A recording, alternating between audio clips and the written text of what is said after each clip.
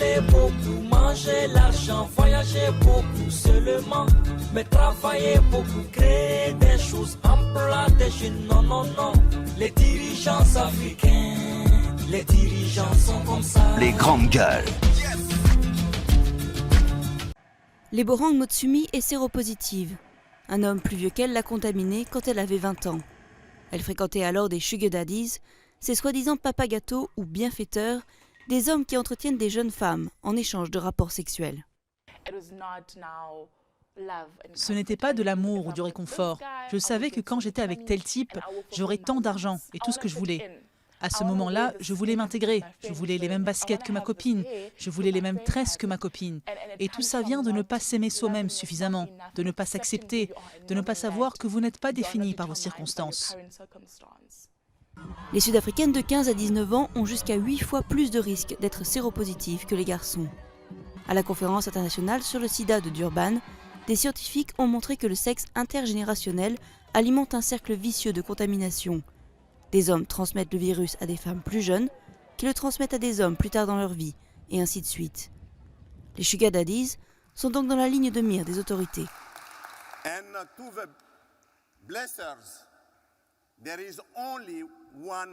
Tous ces bienfaiteurs doivent arrêter.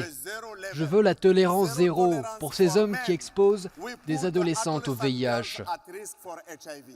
Le gouvernement sud-africain a lancé une campagne de prévention pour sensibiliser les jeunes filles, mais aussi leurs parents. Beaucoup de parents sont dans le déni. Je les comprends. Tous les parents veulent croire que leur fille ne fait rien, que c'est un ange. C'est bien naturel. Les parents oublient qu'ils ont eu des relations sexuelles avant ou après le mariage, mais c'est pourtant le cas. Ce sont des êtres humains. Lebo a souffert du manque d'informations à la maison et à l'école. Quand elle a cherché des conseils pour avoir des relations protégées, elle s'est sentie humiliée par les adultes. Elle a donc continué à prendre des risques et s'est fait avorter plusieurs fois. Aujourd'hui, elle insiste sur la nécessité de parler avec les ados, au lieu de leur asséner des discours moralisateurs. Les jeunes ne veulent pas qu'on leur fasse des sermons, ils ne veulent pas se sentir jugés. Mais les infos qu'on leur donne et la façon dont on les traite influencent leur vision de la vie et de leur avenir. Si on leur dit « halte aux sugar daddies », ne les approche pas, on perd direct l'attention d'une jeune fille qu'on aurait pu vraiment aider. Aujourd'hui, maman d'une petite fille, Lebo se consacre à la prévention auprès des adolescentes, en insistant sur le préservatif, quel que soit l'âge du partenaire. Radio Espace Guinée, les GG. Attention aux fake news. Le grand tribunal des réseaux sociaux a un peu perverti le débat. La moindre phrase est sortie de son contexte. Cela peut souvent arriver à certaines grandes gueules qui sont prises à partie. Il faut garder sa liberté d'expression. Ici, c'est les GG. Bienvenue dans votre talk show qui vous ressemble, en ondes depuis plus de 10 ans. Il y a Covid-19, c'est vrai. Il y a eu Ebola, c'est vrai. Mais il ne faut pas qu'on oublie qu'il y a aussi le sida qui est chez nous et qui tue véritablement. C'est bien dit, hein. Tue, en silence d'ailleurs. Allez-y, Daouda Mohamed. Ces chiffres, ça effraie. Oui, c'est très effrayant. Ouais. Et tout de suite, Jacques le disait, quand on a du côté de l'Afrique du Sud, mais il faut aujourd'hui noter que la RD Congo se montre en tête des pelotons des différents chiffres. Mais en Guinée particulièrement, c'est que l'autre constat qu'on relève aujourd'hui, en plus des différentes pandémies, épidémies qui surgissent dans le pays et dans le monde d'ailleurs, mais aujourd'hui, le jeune Guinéen, il a plus peur, je veux dire le jeune en généralité, fille ou garçon, il a plus peur de la grossesse non désirée aujourd'hui que du sida. Le préservatif qu'on utilise pour dire qu'il faut utiliser le préservatif pour éviter les maladies sexuellement transmissibles. Aujourd'hui, les gens ne parlent plus du VIH-Sida. On utilise le plus souvent le préservatif pour éviter les grossesses non désirées, mais on ne calcule pas les autres risques qui peuvent être là. Mais au-delà de cela, il y a aussi c'est qu'aujourd'hui, il n'y a pas d'endroit privilégié pour les jeunes pour passer à la sexualité, à l'acte sexuel. Il n'y a pas d'endroit privilégié. Partout, ça leur prend à la tête et puis ils s'emballent. Vous allez aujourd'hui dans les boîtes de nuit, vous avez dans les maquis, vous allez partout aujourd'hui, les jeunes Guinéens se livrent à la sexualité. Je vois Moussa Moïse. Ben oui, je sais pas pourquoi vous regardez avec les gros yeux, mais c'est même dans les voitures. Les voitures. Ben voilà. Parce que je suis désolé, madame. Quand vous êtes dans votre chambre, vous avez au moins la possibilité de tourner la main pour trouver où vous avez votre préservatif. Mais c'est pas quand même dans une toilette de boîte de nuit, dans un endroit en pleine rue que vous allez penser à tout cela. Voilà. Responsable, si. Oui. Pour quelqu'un qui est responsable, qui sait qu'il peut, combien se faire la belle partout dehors. Combien sont-ils les L'intéressé doit être avec dans sa poche. C'est si petit qu'on peut se promener avec. Pour une question de sécurité. Est-ce qu'un responsable peut se permettre de tenir des rapports sexuels en pleine chaussée, dans la rue, dans le quartier, derrière des maisons? Ça se passe aujourd'hui dans les quartiers. Peut-être que ça va paraître un peu tabou dans ce que nous vivons. Mais justement, il faut casser les codes. Il faut casser aujourd'hui les codes, qu'on comprenne. Allez-y dans des endroits huppés aujourd'hui. Quand je parle d'endroits huppés, pas par opulence, mais des endroits qui sont les plus fréquentés aujourd'hui à Conakry. Allez à l'aéroport à 4h du matin, vous avez l'impression que vous êtes à 20h. Allez à Kipé, au centre émetteur, allez en ville, dans les quartiers, allez-y, vous trouverez. Aujourd'hui, ce ne sont plus les grandes Dans les hôtels, on n'en parle même pas. Dans les hôtels, on n'en parle pas. Alors, quand on parle de responsabilité, et les gens... Il y a aussi cette gêne, il y a cette honte de porter le préservatif sur soi et on ne sait pas où on peut se courber et que ça glisse de notre poche. Mais alors, donc, la responsabilité, c'est vrai. Je crois que quelqu'un qui est responsable ne peut pas se permettre quand même d'entretenir des relations sexuelles à des endroits non indiqués. Alors, quelqu'un qui peut se permettre de l'entretenir dans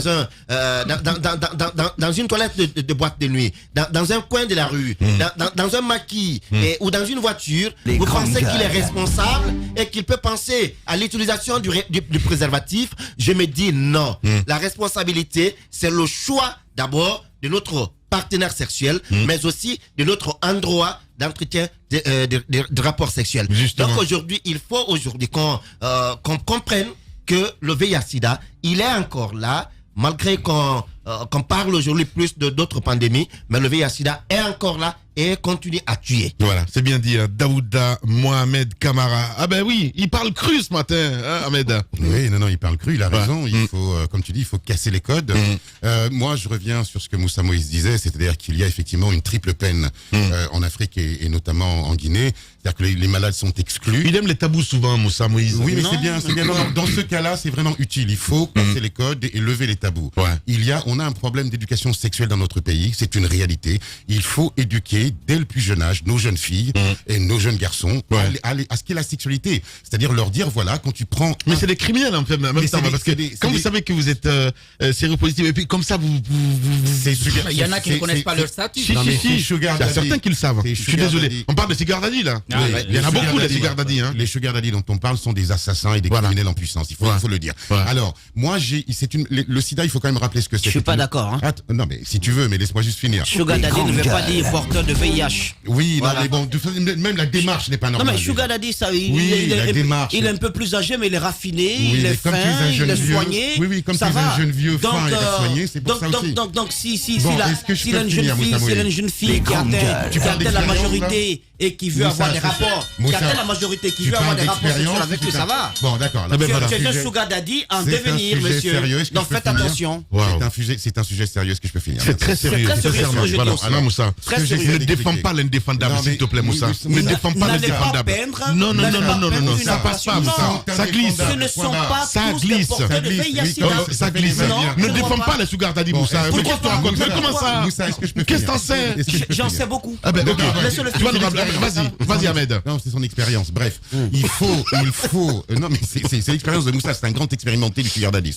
Bref, il faut éduquer nos jeunes filles dans ce pays. C'est une maladie qui date des années 80, sur laquelle il y a ce qu'on appelle une trithérapie. Il faut le rappeler à nos médecins. Il y a une trithérapie qui existe. On peut vivre aujourd'hui avec le sida, mais il vaut mieux ne pas l'attraper. Et puis autre chose, l'éducation nationale, puisqu'on va en parler aussi, devrait se pencher sur la question parce que c'est aussi son rôle. Je donne un exemple. Il y a un livre qui vient de sortir justement sur le Covid, où les Guinéens témoignent dans ce livre qui a été sorti par l'Harmattan de ce qu'est cette maladie. Bien. Il faut faire la même chose avec le sida, éduquer nos enfants, que l'éducation nationale, qui est l'institution la plus à même à toucher nos jeunes adolescents, se penche sur la question et vraiment informe. Il faut informer nos enfants parce que le sida, aujourd'hui, on vit peut-être avec, mais on en meurt aussi. Voilà, vous allez passer le micro directement à Madame Hiro, évidemment. On en parle, Madame.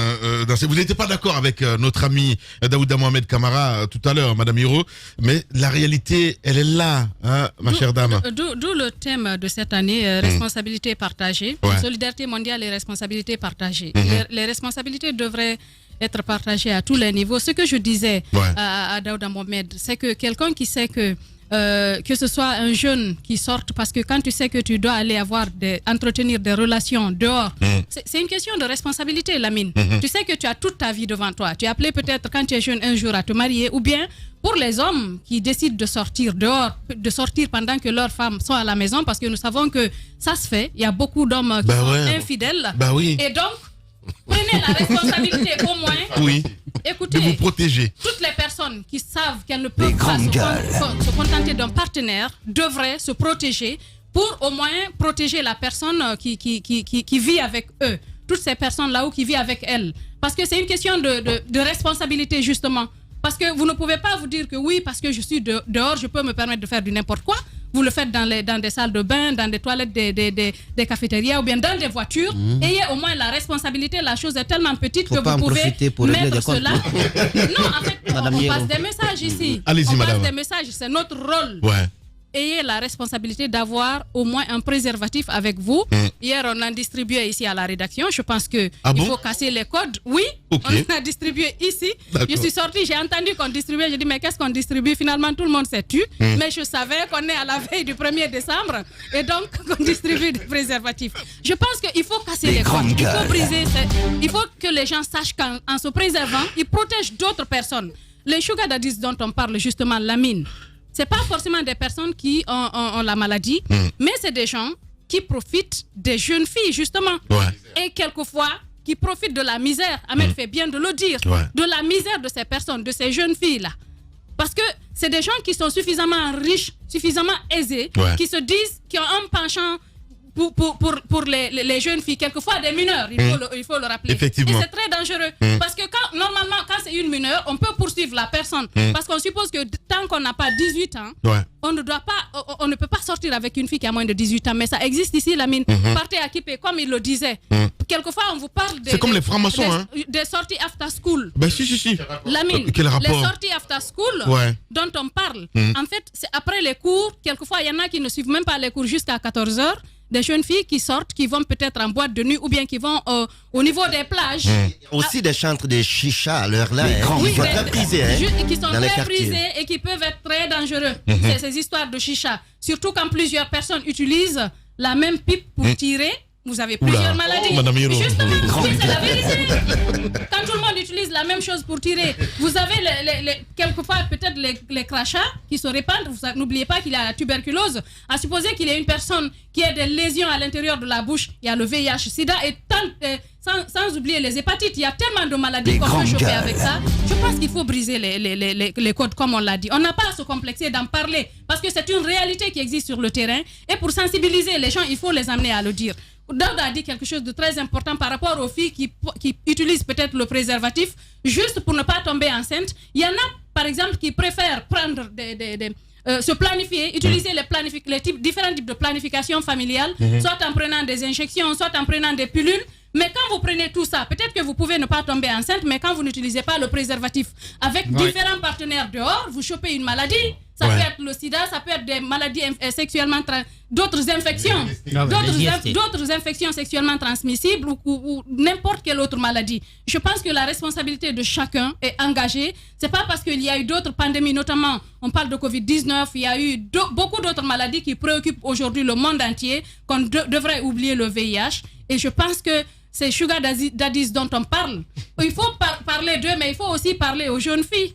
Il faut parler aux jeunes filles. C'est pas parce qu'on est issu d'une famille. Aux parents aussi. Aux jeunes filles, aux parents. Mais justement, c'est la misère aussi. La misère, mais vous ne pouvez quand même pas. Ces jeunes filles, souvent, sont considérées comme des marchandises. C'est que vous ne savez pas, madame. Il y a des gens qui sont issus de familles pauvres. Je ne souhaite pas à une personne d'être dans une telle situation, mais il y en a qui sont dans des situations comme ça. Mais il y a des gens, vous pouvez prendre des jeunes filles qui étudient et qui sont marchandes quelque part, parce qu'elles ne veulent pas faire de la prostitution. Vous pouvez voir des gens, des mères de famille qui ont des enfants, qui ne veulent pas faire de la prostitution, qui travaillent, qui sont des femmes de ménage quelque part pour avoir de l'argent. On peut gagner dignement sa vie. Ça peut être difficile un jour. Et un autre jour, la vie peut vous sourire parce que vous n'avez pas essayé de souiller votre honneur. C'est quelquefois très difficile, je le sais. Mais quand on se met dans la tête que oui, on veut protéger son honneur, ça peut marcher. On n'est pas obligé de se vendre. Parce que je sais qu'il y a des gens qui offrent, qui mettent le prix qu'il faut. Surtout quand une jeune fille est très belle. Nous savons comment ça se passe. Mais il faut dire à ces jeunes filles-là que la vie peut être difficile à un moment donné. Mais sachez qu'en cravachant dur, en travaillant vous-même, en vous disant non, je ne peux pas faire ça parce que je veux être ça demain, vous pouvez y arriver. Justement, il y a même une association des femmes mûres du côté de Lambani. Parce que vous dites qu'il faut tout dire. On va essayer de déballer. Allez-y, mon cher. Oui, mais sur la question du préservatif, on est tous d'accord. Le préservatif vous sécurise au-delà du sida contre les IST, contre les MST. Maintenant, est-ce qu'il y a un rapport entre le fait de s'emballer, d'avoir des enjambées torrides quelque part dans sa voiture ou je sais pas où, et avec le VIH? C'est la question que je me pose. Est-ce que quand on va dans un lieu de luxe, tout ça, dans un hôtel 5 étoiles, 4 étoiles, 3 étoiles, cela signifie au prime abord que vous avez à l'intérieur, vous allez prendre forcément des préservatifs pour faire les rapports sexuels. On parle de responsabilité, Moussa. Non, je développe un pan des propos qu'il a tenus. Donc, quel que soit où vous faites l'acte sexuel, vous devez prendre en compte la dimension de la protection, quel que soit l'endroit. C'est-à-dire qu'il n'y a pas un taux élevé sur les rapports sexuels sur les trottoirs, dans les véhicules ou ailleurs. L'essentiel, c'est vraiment d'avoir un mental d'acier et de mettre en évidence donc le préservatif. Ensuite, Lamine, cette question de sugar daddy, ce n'est pas du tout lié à la question du VIH-Sida. Je suis désolé. Ce sont des hommes fortunés, soignés, fins, qui ont 40 ans révolus. J'ai fini, Lamine, j'ai laissé les autres parler. Laissez-moi finir de parler. Non, je vous ai laissé parler. Je vous ai laissé parler. Attendez. Laissez-moi parler. Non, mais attendez. Par définition, ce sont des hommes qui ont 40 ans révolus, qui sont fortunés, soignés. 40 ans. Oui, plus de 40 ans. 40 ans révolus. 40 ans révolus. Ça veut dire que vous qui me regardez là, Lamine, vous faites partie des sugar daddy. Pas du tout. Alors là, pas du tout. Pas du tout. Qu'est-ce qu'il raconte? C'est quoi ton problème? Voyez-vous? Mais justement, mais attendez, si tu prends la défense de Sugar Daddy aujourd'hui, dis-moi avec qui tu négocies, c'est aussi simple que ça. C'est quoi ton problème? Mais non, mais parce que on a touché à la plaie justement, c'est ça le problème. Attention, Moussa. Les Djakanké prennent ma gorge, j'arrive pas à parler. Eh ben oui, vous êtes chez les GG. Les grandes gueules sur Espace, c'est la représentativité de la diversité de la société guinéenne. Ils n'ont jamais peur de défendre leurs idées.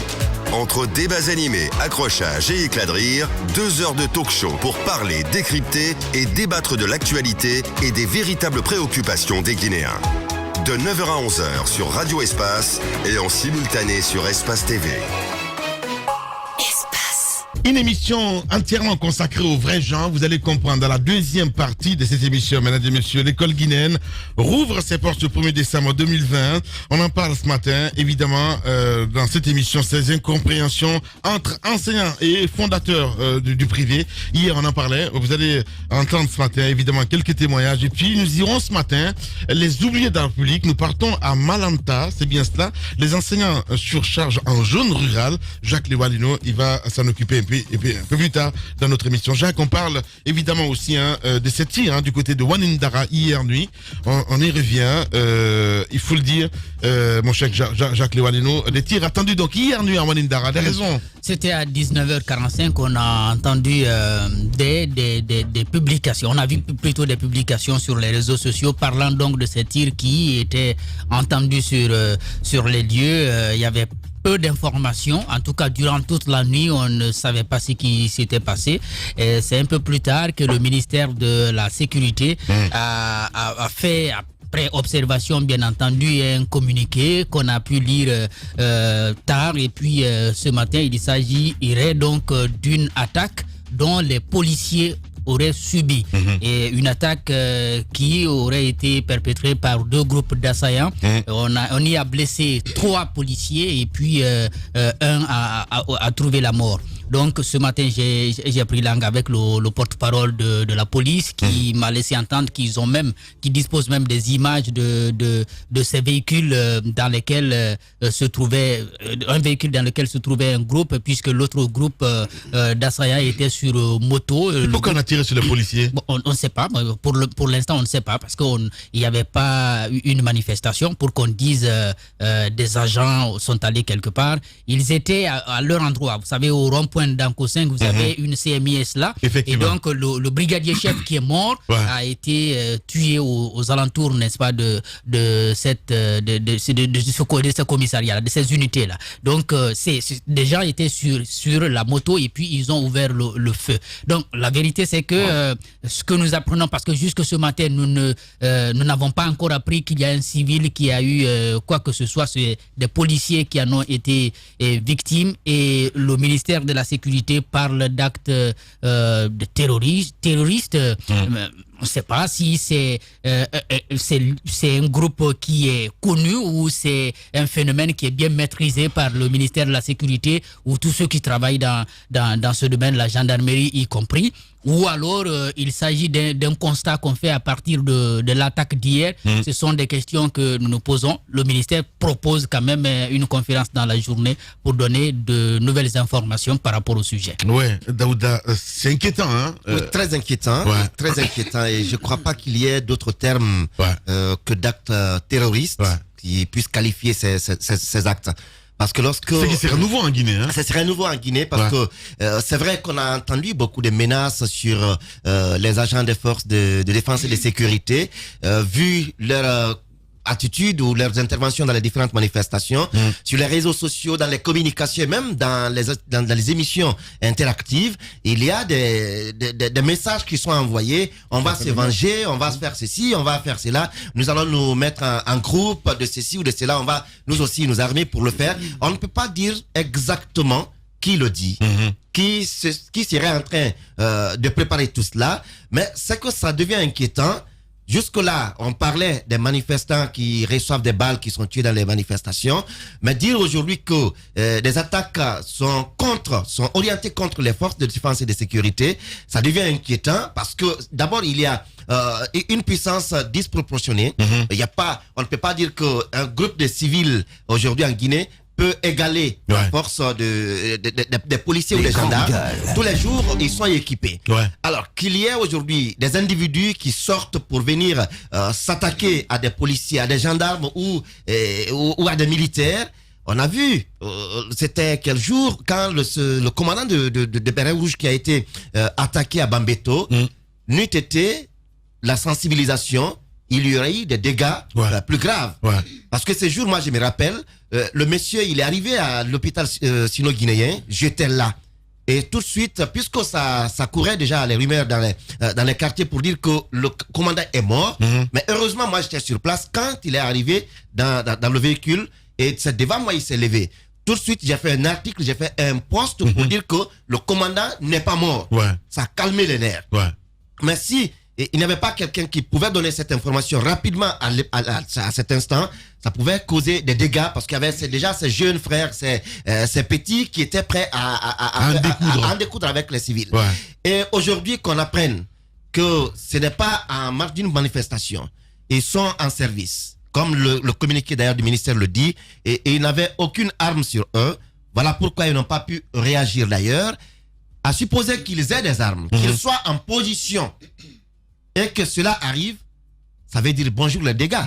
Et il ne faut pas aujourd'hui que cela soit encouragé dans la tête des individus qu'on peut attaquer des policiers, des gendarmes et même des militaires, et pour un esprit de vengeance ou pour un esprit de quoi, je ne sais pas, mais ça peut avoir des répercussions qui peuvent être très dangereuses pour la quiétude sociale dans notre pays. Et moi, je ne peux pas trouver un autre terme qui soit plus adapté que acte terroriste. Justement, 19h45, ça s'est passé. Ouais. En pleine, enfin, on va dire, tombée de la nuit, quoi. Oui, en pleine. C'est osé, on se pose des questions. Non, mais c'est la résultante de tout ce qu'on lit depuis des mois sur les réseaux sociaux, les appels à la vengeance, les appels au meurtre, les appels au lynchage. Ce n'est pas, contrairement à ce qui est dit ici, pour moi, ce n'est pas un acte terroriste, c'est un acte anti-républicain. Il y a des gens dans ce pays qui ont tout intérêt à ce que la situation s'aggrave, à ce qu'il y ait des agissements ou plutôt une guerre fratricide intercommunautaire. Ces gens-là soufflent sur des braises, défient la République, et c'est inacceptable. Voilà, ce n'est pas un acte terroriste, mon cher Lamine, c'est un acte antidémécratique. Mais vous n'allez pas dire le contraire du communiqué de ministère. Un acte anti-républicain. Je suis un citoyen qui a le droit de s'exprimer, qui a le droit de dire que c'est un acte anti-républicain. Lorsqu'on abat un policier en pleine rue, on touche à la République, on touche à l'État, et l'État, mon cher Lamine, c'est toi, c'est moi, c'est nous tous ici. On touche à la République. Voilà ce qui s'est passé, et je le redis, il y a des gens dans ce pays qui fomentent dans l'ombre et qui veulent que l'on s'entretue dans ce pays. Et il va falloir ne pas céder à ces extrémistes-là. Bien. Allez-y, Madame Hiro. Moi, je l'ai appris ce matin, sincèrement. Parce qu'hier, en rentrant à 23h à la maison, je voyais les bouchons, donc je suis obligé de contourner pour prendre la route de Prince. Je comprenais pas. Pour moi, c'était un accident. Ouais. Et c'est ce matin que j'ai vu sur Guinée News qu'il y avait, cet incident du côté de Wanindara. On a malheureusement banalisé la vie humaine ici, dans ce pays, Lamine. La vie humaine est sacrée, quelle que soit la personne qui tombe. Il faudrait que... je ne sais pas ce qu'on peut faire pour qu'on ait un peu de respect pour la vie humaine dans ce pays. On est habitué à cela. Les gens tombent, ils meurent pendant les manifestations, que ce soit des enfants, de vieilles personnes. On a pris l'habitude de banaliser la vie humaine. Moi, hier, quand je suis rentrée de la radio, j'ai eu beaucoup d'appels de Wanindara, des gens qui me disaient « Mais on ne comprend pas, ça tire partout ici depuis un bout de temps, on ne sait pas ce qui se passe. » Des citoyens qui vivent dans la localité. Moi, je m'interroge sur cette attaque. Qui aurait intérêt à venir s'attaquer à des agents des services de sécurité pendant qu'il n'y a pas de manifestation en vue. Il y a pas, même si l'opposition projette une manifestation, mais hier, c'était une journée calme, il n'y avait rien. Qui peut décider de prendre une voiture, de prendre une moto, de venir s'en prendre à des gens supposés armés? Parce que nous le savons, généralement, les agents des services de sécurité sont armés. Ce n'est pas un citoyen ordinaire qui peut le faire, qui peut se munir d'une arme pour venir s'en prendre à des hommes en uniforme. C'est peut-être quelqu'un qui a pris l'habitude, qui sait tirer, qui sait le faire et s'enfuir, qui sait le faire et s'en tirer, qui est habitué au maniement des armes, qui peut faire une telle attaque. Donc, moi, je m'interroge sur les raisons. Je m'interroge sur ce qu'on veut réellement. Parce que je ne vois pas des citoyens paisibles qui vivent là, qui peuvent venir s'en prendre parce qu'ils connaissent les conséquences. Quand ça se fait, les répercussions, c'est dans leur famille, dans les foyers, dans leurs concessions que ça se passe. Donc, je ne vois pas ces gens, ces citoyens paisibles venir s'attaquer avec des armes aux agents des services de sécurité. Aucun citoyen, pour l'instant, n'est accusé dans la zone pour être... Il n'y a pas une interpellation? Je n'ai pas parlé de citoyens dans la zone. Je suis en train de m'interroger, je suis en train d'analyser et dire que je ne vois pas des gens ordinaires se munir d'une arme, venir s'en prendre à un agent en uniforme, surtout un groupe d'agents, des gens qui sont là, supposés équipés, on vient, on s'en prend à eux, vous connaissez les conséquences. À supposer d'ailleurs que ces gens, s'ils étaient réellement armés, qu'est-ce qui allait se passer? Peut-être qu'il allait y avoir une chasse aux sorcières. Moi, je vraiment... Il y a eu mort d'homme ou pas du tout? Il y a eu mort, on parle de policiers. Il y a eu quand même. Il y a eu un mort. Oui, justement. Il y a eu un policier qui a été tué. Il y a eu, on parle de 3 autres policiers qui sont blessés, mais il y a des civils aussi qui, dans les tirs, ont été blessés dans le quartier. Je voudrais qu'on mène une enquête profonde, sincère, pour qu'on sache réellement de quoi il s'agit. Parce que ce genre de situation, il faut le dire, c'est la première fois que ça arrive. Justement. Allez-y, Moussa.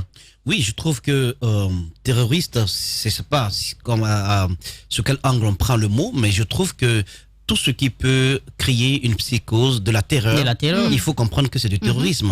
Autant lorsque de jeunes gens sont tués dans les manifestations politiques, c'est de la terreur. Autant lorsqu'un agent des forces de l'ordre tombe sous des balles, c'est aussi de la terreur. Parce que, au-delà de tout, un drame national, une tragédie nationale, quoi que l'on dise, c'est du sang guinéen qui est versé. Et ça doit quand même éveiller en nous une sorte de condamnation unanime, parce qu'on ne peut pas trouver de justification à cela. On ne peut pas. Il ne peut pas y avoir de compassion sélective. Il ne peut pas y avoir de condamnation sélective. Quand vous êtes sûr que face à vous, il y a un État oppresseur, vous ne le combattez pas avec les armes de l'oppression. Vous faites la différence. Je pense qu'on ne peut pas trouver de justificatif à ce qui se passe. J'ai été outré de voir récemment que le policier qui serait à la base d'utilisation de la femme bouclier, qui a donc trouvé la mort suite à un accident de la circulation, j'ai été outré de voir des humains s'en réjouir. On ne peut pas avoir des larmes lorsqu'une jeune petite fille, une fille reçoit une balle, soi-disant perdue à son domicile et que le sang coule. On ne peut pas avoir des larmes face à cela et avoir de la joie lorsque un autre être humain tombe de la manière. Je pense qu'il faut être humain sur toute la ligne. Humain sur toute la ligne, parce que ces sélections-là peuvent amener à fissurer encore beaucoup plus le tissu social. Évitons cela. Et pour éviter cela, il faudrait que la justice fasse son travail. On espère, puisque c'est un policier qui a été touché, c'est regrettable, c'est condamnable, on espère qu'on va nous sortir les preuves, les résultats des enquêtes qui sont déjà en cours, parce que j'apprends qu'il y a encore un dispositif très important du côté de Wanidara, qu'il y a des tirs également du côté de Wanidara. Donc c'est un acte... Ça continue? Oui. Donc c'est un acte... C'est ce qu'on m'apprend. C'est un acte à ne pas du tout encourager. Et ce qui me touche un tout petit peu, c'est que dans le communiqué, Damanta rappelle vendredi dernier qu'une patrouille de la police a également essuyé des tirs. Cette fois-ci, donc on parle toujours à Wanidara. Bon, dans la zone. Dans la zone. Donc on parle d'utilisation de fusils à calibre 12. Je pense que il faut nous sortir de cela. On a déjà assez de problèmes dans ce pays. On est malheureusement, Moussa Moïse, dans une spirale du œil pour œil. Non, mais ça ne peut pas marcher. C'est une horreur ce qui se passe. Il faut le condamner.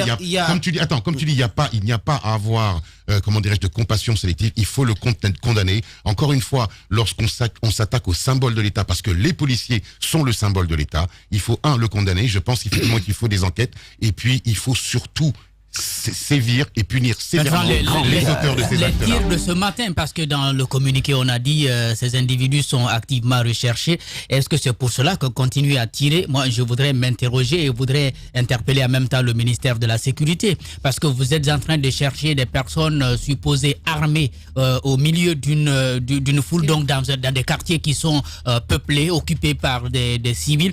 Si vous ne faites pas attention, vous risquez de faire des victimes collatérales, alors que des individus que vous recherchez se sont introduits dans peut-être des concessions et vous avez du mal à les retrouver. Et la police dispose d'unités spécialisées dans ce genre de problème, dans ce genre de situation, en infiltration, en filature. J'espère qu'on va mettre à contribution ces unités spécialisées pour que les vrais commanditaires soient attrapés. Il faut le faire, pourquoi? Parce que nous sommes quand même dans une région qui est touchée par le terrorisme. Même le Burkina, qui vient d'organiser des élections, n'a pas pu le faire sur l'ensemble de son territoire. Avant 2015, il n'y avait pas de problème de terrorisme dans ce pays. Mais il ne faut pas quand même prendre à la légère. Les questions de sécurité ne doivent pas être prises à la légère. Il faut pouvoir les soigner à temps. J'espère qu'on le fera, et dans le respect, bien entendu, des droits humains. Allez-y, je crois que c'est un goût qui est en train de se prendre dans cette situation, parce qu'on a vu récemment les dernières manifestations où les gendarmes quand même ont été descendus du train, qui ont été battus et jusqu'à mort. On a vu des policiers, un policier à Bambeto par exemple, auquel on s'est attaqué, on l'a tué jusqu'à mettre son corps dans une poubelle. Est-ce que ce sont des actes, c'est une première hier, ce n'est pas une première, mais c'est qu'il y a déjà des précédents, et aujourd'hui je crois qu'il faut beaucoup craindre ce qui est en train de se cultiver aujourd'hui dans la société. Et Ahmed l'a dit tout à l'heure, et Moussa Moïse également, on ne peut pas dire vouloir aujourd'hui se venger avec l'acte avec lequel on s'est attaqué à nous. Il faut aujourd'hui que nous changions de stratégie, parce que nul n'a à gagner dans un conflit qui s'installerait entre les forces de l'ordre et les citoyens civils. Allez-y, madame. Quand je parlais d'une première, c'est la première fois que des gens prennent une voiture, qu'ils s'arment, qu'ils prennent une moto pour venir s'en prendre à des agents. C'est la première fois que ça se passe en République de Guinée. D'habitude, de façon individuelle, oui, on s'en est pris à des agents. Ça, c'était pendant les manifestations politiques. Lamine, il faut essayer de sortir la haine dans le cœur des Guinéens. Il faut essayer de faire en sorte que ce pays-là... Puis voilà pourquoi on parle de vérité, justice et réconciliation. Qu'on organise une conférence nationale, qu'on se parle, qu'on fasse de la politique autrement, qu'on n'utilise pas les gens pour les diviser et faire de la politique. Tant que c'est comme ça, peut-être, on ne sait pas ce qui se passe. C'est d'autres personnes qui sont en train de profiter d'une situation pourrie pour s'aimer la terreur. C'est possible dans ce pays, il faut y penser. Justement, dans la deuxième partie de l'émission, Moussa, insistons sur la justice. Voilà, c'est bien dit. Allez, dans la deuxième partie de l'émission, on parle des vrais gens, on s'intéresse aux vrais gens, évidemment, les enseignants à l'honneur ce matin chez les GG. Macron, finalement, qui se fait voir. On en parle à 10h. Chaque matin dès 9h sur Radio Espace Guinée et sur nos radios partenaires, écoutez un show radio-télé unique en Guinée, les GG. Pendant 2 heures, l'équipe des GG de Radio Espace Guinée s'applique à partager l'actualité au plus près du quotidien des Guinéens. Un rendez-vous exceptionnel mêlant infos en direct, débats autour de l'actualité, réactions et interventions d'experts. En simultané sur Espace TV.